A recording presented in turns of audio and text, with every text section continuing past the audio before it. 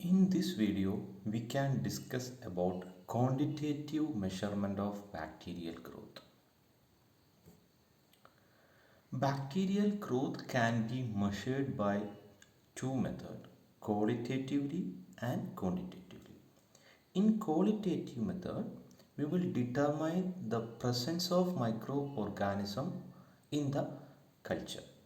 In quantitative method, we will determine how much of the growth is happened in a specified time in a culture of microorganism. So here we will discuss in detail about quantitative measurement of bacterial growth. It is mainly used to determine the growth and the growth rate of an microorganism in a specified culture media for a specified time. And it can be done by three methods, either by determining the cell mass, in which we will determine the weight or mass of the bacterial cell. In second method, by determining the cell activity. In this we will determine different biochemical reaction happen during the incubation period, and we will determine the cell number. Here we will determine viable number or total count of an bacteria. So coming to the first method for the determination of cell mass, here we will determine the weight or mass of the cell, and which is estimated as an indicator of increased growth. And the cell mass can be determined by two methods, direct method and indirect method. In direct method, we will directly measure the weight or mass of the bacterial cell after a specified incubation time. In indirect method, will not measure the weight or mass of a bacterial cell, but we will measure some other factor which will relate with the weight of an bacterial cell. Direct method can be determined by dry weight measurement or by measuring the cell nitrogen. In indirect method, we can use the turbidimetric method. Now coming to the first method, that is dry weight measurement method. In this, we will allow a bacterial cell to grow in a culture media at a specified incubation temperature for a specified time. And the cell growing in the liquid media are collected by centrifugation.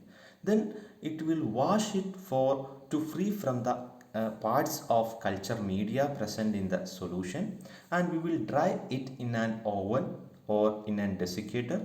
After that we will weigh accurately by using weighing bottle, and this method is mainly used for the measuring of growth of fungi. Now this have a disadvantage. It is a time consuming process, and also it is not very sensitive because the bacteria weigh so little, so it may be necessary to centrifuge several hundred millimeters of culture to collect a sufficient quantity. So that is the first method, dry weight method, in which we will directly weigh the cell after drying the bacteria. Now coming to the second method, by measurement of cell nitrogen. In this also we will culture a bacterial cell in a culture media for a specified time. After that the cell will be harvested, and then we will wash it to free from the content of cultural media. Then we will perform quantitative chemical analysis for the nitrogen. Then it can be correlated with the growth of bacteria. So bacteria have an average of 14% nitrogen on a dry weight basis. So as the microbes grows, there is an increasing the protein concentration, so there will be an increasing the nitrogen concentration in the cell. So this can be correlated to the growth of microorganism. So that is the second method. Now coming to the indirect method, in which we will not weigh the bacterial cell, but we will correlate some other factor to measure the weight. So for this we can use the turbidimetric method. It's a simple, rapid and accurate method. This techniques depends on the fact that as the number of cell in a solution increases, solution become more turbid or cloudy. Solution look turbid because light passing through it is scattered by the microorganism present, and this turbidity is proportional to the number of microorganisms, and this turbidity can be measured by measuring the absorbance by using some equipments like calorimeter or spectrophotometer. So this is an pictorial representation of determination of cell mass by turbidimetric method. So if we are passing a light rays which is originated from the light source through a tube which containing no microorganism, all the light will passes through this tube and it will reaches the light sensitive detector and it will show some transmittance in spectrophotometer. But if we are passing the same light through an tube which containing suspension of microorganism, some of the light will be scattered and it will not reach us to the detector. So the absorbed light can be measured by using the light sensitive detector, and which will give some value in spectrophotometer method. This instrument work on the Beer's Lombard law, that is the light absorbance will be directly proportional to the concentration of cell in the suspension or turbidity of the medium, and the absorbance is measured in the terms of optical density, which does not give the value of cell number or cell mass, but the cell number can be calculated by plotting the calibration curve which indicate the indirect relationship of optic density and mass. The cell number of unknown sample can be determined by taking the optical density and comparing it with the corresponding value on the standard curve. So that is the turbidimetric method. In this, we will determine the absorbance of an light after passing through a suspension of microorganism. So it will the absorbance will be directly proportional to number of microorganism or cell mass. So that is the first method for quantitative measurement of microbial growth. Now coming to the second method for determination of microbial growth by determination of cell activity. It's an indirect method for determining the microbial growth, and it is measured indirectly by relating the degree of biochemical activity to the size of the population. The amount of certain metabolite is directly proportional to the number of bacteria in a culture. For example, if a bacteria species ferment glucose to produce acid, then the amount of acid produced is taken as an indirect measure of measuring the growth. And oxygen uptake. Oxygen uptake measured as an indicator of metabolic activity. So is there any large population of number, there will be an large intake of oxygen, so oxygen will be left out. So that is the second method for determination of microbial growth by determining cell activity. Now coming to the third method and most important method by determining the cell number.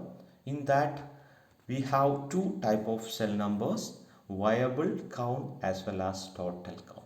In viable count we will determine the number of living cell only, but in total count we will determine the number of live and dead cells. Now coming to the first one, for the determination of viable count, we have four methods: plate count technique, membrane filter count method, drop technique, and roll tube method. Now coming to the first method, plate count technique. This is a highly sensitive method by which extremely high or low viable population can be counted. For this, we will dilute the inoculum to the minimum organism per centimeter cube quantity, which are plated and incubated in inverted position, and we will count the colonies. So as a pure culture of microorganism that form the discrete colony on the solid media can be easily counted.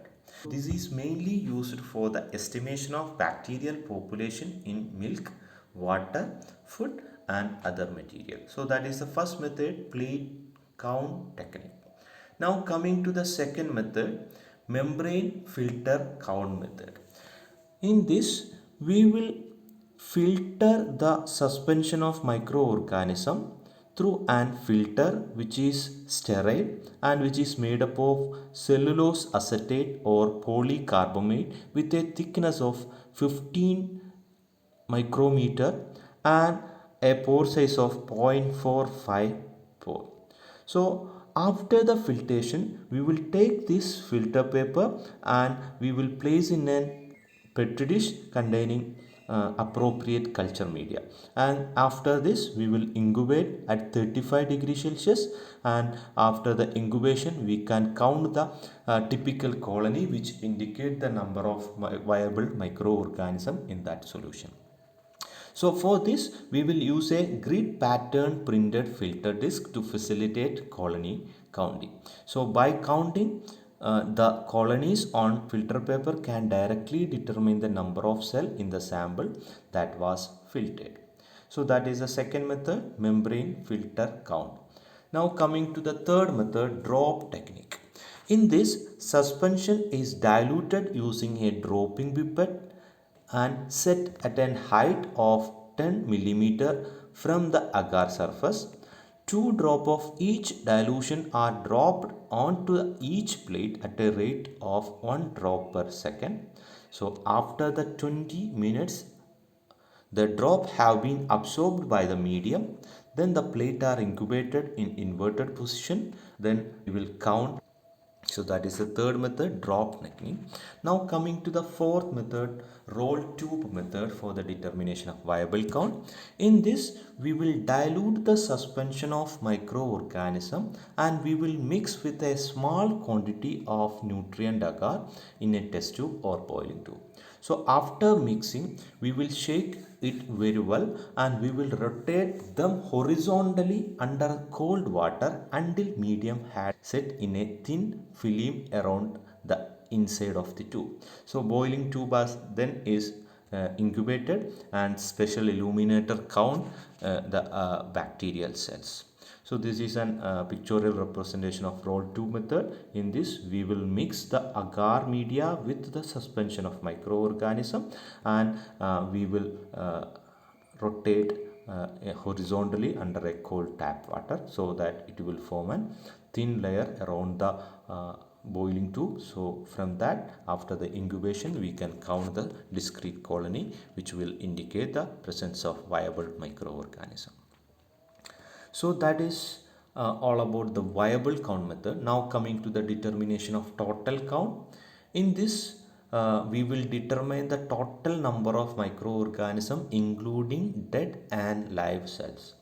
So this can be done by two methods, either direct method in which we will directly count the number, or in indirect method in which we will not count the number of microorganisms but we will correlate some other factor which will related to number of microorganisms. So direct method can be done by Breed's method or direct microscopic method, Petrov-Hauser counting chamber method, proportional count method, electronic counter method by using Coulter counter, and indirect method by visual method, photometric method, packed cell volume and dry weight. Now coming to the first method, Breed method or direct microscopic count method. In this we will use a microscopic slide marked with the square of known area. The area of each square can be determined by calibrating with eyepiece micrometer. A known volume of suspension diluted to the countable number of microorganisms is spread over the glass slide and dried and then fixed and then stayed. The number of microorganisms in each square are counted. From this, number of organisms in the original solution can be calculated according to the dilution. So this is an pictorial representation. From this we can determine the number of microorganisms in one square and we can correlate the number of microorganisms in the whole solution. Now coming to the second method, Petrov-Hauser counting chamber method. In this, bacteria can be counted rapidly and by simple and accurate with an use of Petrov-Hauser counting chamber or emetocytometer, which we had already used in for the determination of blood cell in physiological practical. Now, small drop of culture is placed in a tiny, shallow, rectangular glass slide, which is known as Nubar slide, which is specially slide accurately ruled into square that have an area of 1 by 400 millimeter square. A suspension of unstained bacteria can be counted in the chamber using phase contrast microscope. So this is a picture of hematocytometer or Petrov-Hauser counting chamber. Now coming to the third method, proportional count method. In this, a standard suspension of particles such as plastic bead with a known number of particles per volume is taken and it is mixed with equal amount of cell suspension. This mixed suspension is spread on the slide and then fixed and stained and count. Average count of particles and the cell is taken from the number of field. Suppose a average count of 10 particle and 50 cells per field is obtained. If the number of particle in one cell per 1 ml of suspension is 25,000, the number of cell per 1 ml of suspension will be equal to 50 into 25,000, that is equal to 1,25,000 cell per ml. Now coming to the last method, electronic counting method. In this we will use an equipment known as Coulter counter. In this, microbial suspension is forced through a small hole or orifice so that an electric current flow through the hole and electrode placed on the both side of orifice measure its electric resistance. So every time microbial cell passes through the slide, the electrical resistance will increases and which will generate an electric signal which is automatically count in the number of bacteria. But this is having some disadvantage, is expensive and the orifice or small hole may be clogged during the continuous counting. So that is all about the determination of total count by direct method. Now coming to the indirect method, in this we will use visual, photometric, packed cell volume and dry weight. So coming to the first method, visual method, in this we will use a standard opacity tubes known as Brown's tube. They comprise a set of 10 tube containing suspension in arithmetic series of optical density. That means an increasing concentration of number of microorganism per ml. So they are standardized against accurately counted bacterial suspension because the different species of bacteria in the same concentration may show different density or opacity. Then the opacity of tube and suspension are compared with a standard value. So that is the visual method. Now coming to the second method, photometric method. In this we will use the colorimetry or nephelometry. So colorimetry, in this method the amount of light absorbed by the suspension is measured and converted to number by reference with the calibration curve. For this, spectrophotometer is used in which light of controlled wavelength is used. This method is sufficient for lower concentration, also for thicker suspension. By using nephelometry, in this method, the instrument measures the light refracted by the particle as the beam passes through the suspension. In the absence of bacteria, there will be no light which will reaches the detector. Nephelometers are more efficient than the colorimeter for the suspension of low density. So that is the second method, photometric method. Now coming to the third method, packed cell volume. In this, suspension is centrifuged under defined condition. The depth of sediment is measured. The equivalent number of cell is obtained from the graph of cell number against the packed cell volume, which is already calibrated. So that is the third method, packed cell volume. The last method is dry weight method. In this, centrifuged cell are separated, washed free from the culture media by further centrifugation, and then dried in a desiccator at a constant temperature. So this weight can be related to the number. So that is the fourth method, dry weight method, for indirect determining of total count. So that is all about the quantitative measurement of bacterial growth. These are the some questions seen from this portion. Difference between the viable count and total count. What are the different method for counting of bacteria? What are the method for determination of viable count? These are some references used for the preparation of this topic. Hope it is clear. Thank you for watching this video.